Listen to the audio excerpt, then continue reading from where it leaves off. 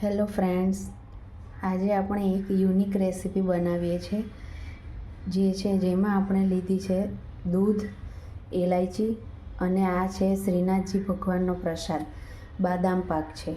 આ શ્રીનાથજી ભગવાનને ત્યાં ધરાવવામાં આવે છે. એમાંથી આપણે એક આજે રેસીપી બનાવવાના છે.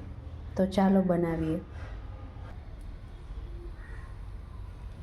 રેસીપી બનાવવા માટે સૌપ્રથમ કઢાઈમાં મેં દૂધ નાખી દેવાનું છે.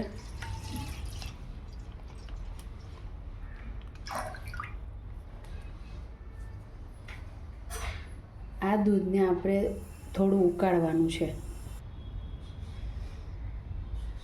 દૂધ આપણું ઉકાળવા માંડ્યું છે. હવે એમાં આપણે ઇલાયચી જે હતી તે મેં વાટી લીધી છે, એનો પાવડર નાખવાનો છે.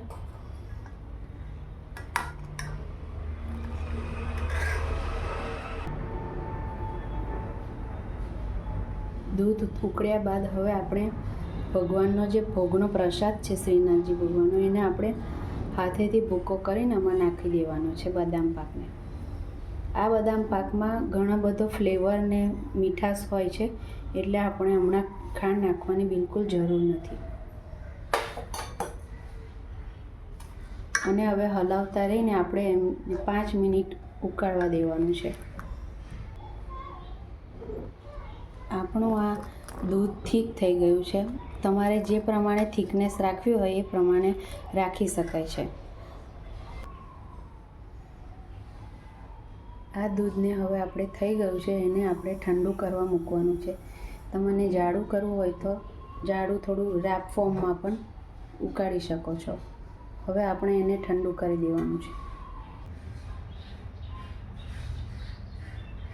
આપણું દૂધ હવે ઠંડુ થઈ ગયું છે. એને આપણે ઠંડુ પડે એટલે આપણે ગાર્નિશિંગ કરી લઈએ. અહીં આપણે આ દૂધમાં હવે આઈસ્ક્રીમ નાખવાનો છે. તમે આમાં તમારી મનપસંદની કુલ્ફી અથવા જે આઈસ્ક્રીમ ભાવતો હોય એ નાખી શકો છો. અને આ આઈસ્ક્રીમ નાખ્યા પછી આપણે એને સર્વ કરવાનો છે. જો તમને આ રેસીપી ગમી હોય તો એકવાર જરૂર ટ્રાય કરજો, જે ખાવામાં ખૂબ જ સરસ લાગે છે. આ રેસીપી જો તમને ગમી હોય તો એકવાર જરૂર ટ્રાય કરજો અને મારી ચેનલને લાઈક, શેર અને સબસ્ક્રાઈબ કરજો. Thank you.